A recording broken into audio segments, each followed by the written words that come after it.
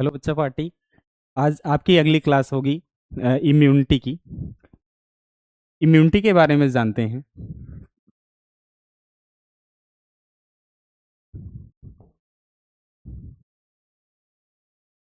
Immunity immunity word का मतलब होता है प्रतिरक्षा। क्या होता है? प्रतिरक्षा। प्रतिरक्षा का मतलब होता है कि हमारे शरीर की वह क्षमता जो किसी हानिकारक जीवाणुओं या किसी रोगजनक, वो विषाणु भी हो सकता है, जीवाणु भी हो सकता है, साथ में प्रोटोजोआ भी हो सकते हैं, साथ में कवक भी हो सकते हैं। तो उनसे हमें हमारे शरीर की सुरक्षा प्रदान करने की वह क्षमता होती है जिनको बोलते हैं इम्यूनिटी या फिर बोलते हैं प्रतिरक्षा। तो ये एक प्रकार की कैपेसिटी है। किसकी कैपेसिटी होती है? किसकी क्षमता होती है? हमारी बॉडी की। हमारी बॉडी की क्षमता होती है। अच्छा, हमारी बॉडी जो होती है ये जितने भी रोगजनक होते हैं उनके विरुद्ध कार्य करती है। रोगजनक कौन कौन से हो सकते हैं? रोगजनक को बोलते हैं पैथोजन। क्या बोलते हैं? पैथोजन। पैथोजन। पैथोजन जैसे हो सकते हैं वायरस। वायरस का मतलब होता है विषाणु। क्या होता है? विषाणु। और हो सकते हैं हानिकारक जीवाणु, बैक्टीरिया। इनको क्या बोलते हैं? जीवाणु। और क्या हो सकते हैं? साथ में प्रोटोजोआ। और चौथा हो सकता है फंजाई, या इनको बोलते हैं कवक। क्या बोलते हैं? कवक। इनसे हमारे शरीर की सुरक्षा प्रदान करने की क्षमता को बोलते हैं प्रतिरक्षा या फिर बोलते हैं इम्यूनिटी। अगली बात करते हैं कि टाइप ऑफ इम्यूनिटी क्या होता है। टाइप ऑफ इम्यूनिटी मतलब इम्यूनिटी के टाइप पढ़ते हैं। पहला होता है जन्मजात। पहला क्या होता है? जन्मजात प्रतिरक्षा। जन्मजात प्रतिरक्षा। दूसरा क्या पढ़ लेते हैं? दूसरा होता है उपार्जित प्रतिरक्षा। उपार्जित प्रतिरक्षा। उपार्जित प्रतिरक्षा। जन्मजात प्रतिरक्षा को बोलते हैं इन्नेट इम्यूनिटी। इसको क्या बोलते हैं? Innate immunity. इन्नेट इम्यूनिटी का मतलब होता है कि जो हमें जन्म के पहले, जब हम भ्रूणी अवस्था में होते हैं उसी टाइम से शुरुआत होती है, तो उस प्रतिरक्षा को बोलते हैं जन्मजात प्रतिरक्षा। जैसे एग्जाम्पल में क्या लिख सकते हैं? अच्छा, जन्मजात प्रतिरक्षा जो होती है ये सभी जीवाणुओं के, यह सभी रोगजनक के विरुद्ध सामान्य कार्य करती है। तो एग्जाम्पल में लिखेंगे। एग्जाम्पल में पहला होता है टीयर्स। टीयर्स, टीयर्स का मतलब होता है आंसू। अच्छा, आंसू में, आंसुओं में भी पाया जाता है लाइसोजाइम। लाइसोजाइम जो होता है ये हानिकारक जीवाणुओं को नष्ट करने का कार्य करता है।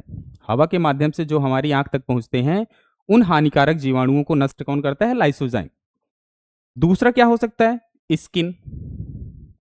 स्किन, स्किन का मतलब होता है त्वचा।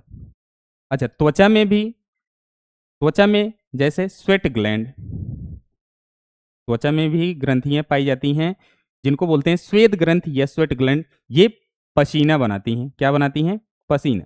और पसीना भी ये अम्लीय होता है जो कि हानिकारक जीवाणु को नष्ट करने का कार्य करता है। मीन्स ये किस में पढ़ेंगे? जन्मजात प्रतिरक्षा में। दूसरा होता है सेबेसियस ग्लैंड। सेबेसियस ग्लैंड,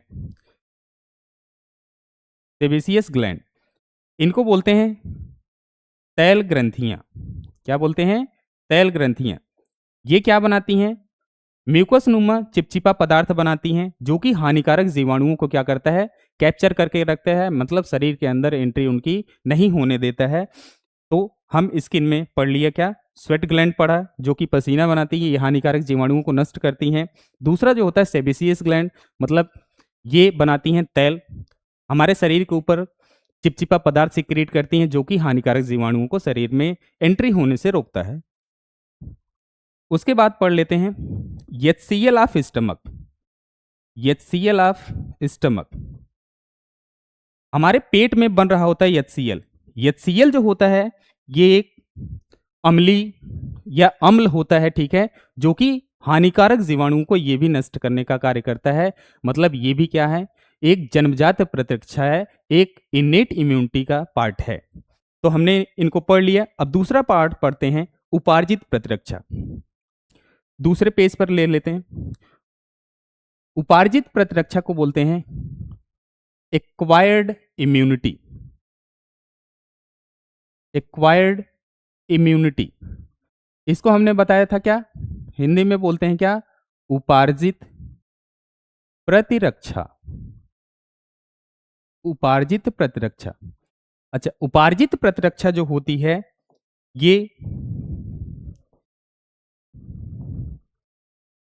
उपार्जित प्रतिरक्षा जो होती है ये दिख नहीं रहा जी।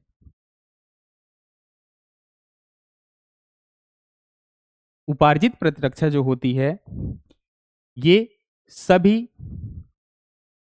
या विशिष्ट जीवाणुओं के प्रति या विशिष्ट जीवाणुओं के प्रति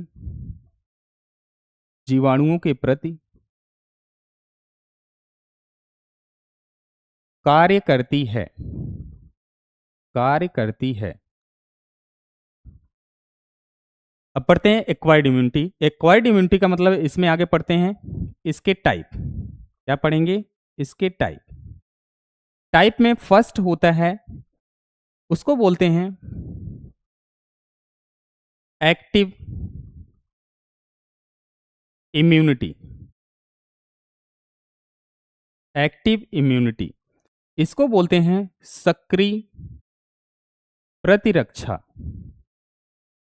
सक्रिय प्रतिरक्षा। सक्रिय प्रतिरक्षा किसको बोलते हैं, कि सक्रिय प्रतिरक्षा जो होती है ये हमारे शरीर में जब किसी, जैसे वैक्सीनेशन करते हैं, टीकाकरण करते हैं, तो टीकाकरण के पश्चात एंटीबॉडी तैयार होती है, उस इम्यूनिटी को या उस प्रतिरक्षा को बोलते हैं एक्टिव इम्यूनिटी या फिर बोलते हैं सक्रिय प्रतिरक्षा। तो इसमें एग्जाम्पल क्या है, वैक्सीनेशन। वैक्सीनेशन, वैक्सीनेशन का मतलब होता है टीकाकरण। टीकाकरण जो होता है वो एक एक्टिव इम्यूनिटी का एग्जाम्पल है, सक्रिय प्रतिरक्षा का उदाहरण है। सक्रिय वैक्सीनेशन जो होता है, वैक्सीनेशन के पश्चात जो होता है हमारे शरीर में एंटीबॉडी की या एंटीबॉडी बनने लगते हैं या एंटीबॉडी की शुरुआत हो जाती है, ठीक है। तो वैक्सीनेशन जो होता है, जैसे एग्जाम्पल में वैक्सीनेशन का भी हम पढ़ लेते हैं एग्जाम्पल, जैसे पोलियो का टीका। पोलियो का टीका जो होता है वो एक प्रकार का क्या होता है, एक्टिव इम्यूनिटी का पार्ट होता है। दूसरा पढ़ते हैं, दूसरा टाइप जो होता है इसको बोलते हैं पैसिव इम्यूनिटी। क्या बोलते हैं, पैसिव इम्यूनिटी। पैसिव इम्यूनिटी, इसको बोलते हैं अक्रिय प्रतिरक्षा। अक्रिय प्रतिरक्षा। पैसिव इम्यूनिटी जो होता है, जैसे ये जो माँ का पहला दूध होता है जिसको बोलते हैं कोलोस्ट्रम। क्या बोलते हैं, कोलोस्ट्रम मतलब ये शरीर के बाहर से मिल रहे हैं, ठीक है। तो ऐसी प्रतिरक्षा को बोलते हैं पैसिव इम्यूनिटी। एग्जाम्पल में लिखेंगे हम क्या, mother's first milk. Mother's first milk. और माँ के पहले दूध को क्या बोलते हैं, कोलोस्ट्रम। क्या बोलते हैं, कोलोस्ट्रम। कोलोस्ट्रम में तमाम सारे इम्यूनोग्लोबिन होते हैं, लेकिन एक मेन होता है जिसको बोलते हैं IgA, इम्यूनोग्लोबिन। और इसमें कौन सा इम्यूनोग्लोबिन होता है, वो होता है IgA। इसलिए कहा जाता है कि जो डॉक्टर्स कभी कभी कंसल्ट करते हैं कि माँ का जो पहला दूध होता है वो बच्चे के लिए कम से कम 6 महीने तक वो कारगर साबित होता है, क्योंकि उसमें क्या पाए जाते हैं, इम्यूनोग्लोबिन। और कौन सा इम्यूनोग्लोबिन, IgA। फिर पढ़ते हैं इसके पार्ट होते हैं, इसके एक्वायर्ड इम्यूनिटी के पार्ट होते हैं दो। फर्स्ट होता है ह्यूमोरल इम्यूनिटी। ह्यूमोरल इम्यूनिटी, अच्छा ह्यूमोरल इम्यूनिटी जो होती है ये भी एंटीबॉडी तैयार करती है, लेकिन किसके साथ तैयार करती है? ये टी लिम्फोसाइट के साथ, सॉरी बी लिम्फोसाइट के साथ तैयार करती है। ये क्या करती है? बी लिम्फोसाइट के साथ प्रिपेयर एंटीबॉडी, प्रिपेयर एंटीबॉडी। दूसरा होता है, दूसरा पार्ट क्या है? Cell mediated immunity. और सेल मीडिएटेड इम्यूनिटी ये एंटीबॉडी किसके साथ तैयार करती है? टी लिम्फोसाइट के साथ, टी लिम्फोसाइट के साथ। अच्छा ये तो सबको पता ही होगा कि बी का मतलब होता है बोन मैरो, मतलब ये इसका निर्माण कहाँ पे होता है? बोन मैरो में, या कहेंगे अस्थि मज्जा में। कहाँ तैयार होता है? ये होता है अस्थि मज्जा में। दूसरा टी का मतलब होता है, ये कहाँ बनती हैं? थाइमस ग्लैंड में, थाइमस ग्लैंड में या थाइमस ग्रंथि में। तो बच्चों इम्यूनिटी आई होप आप लोगों को समझ में आया होगा। Thank you so much.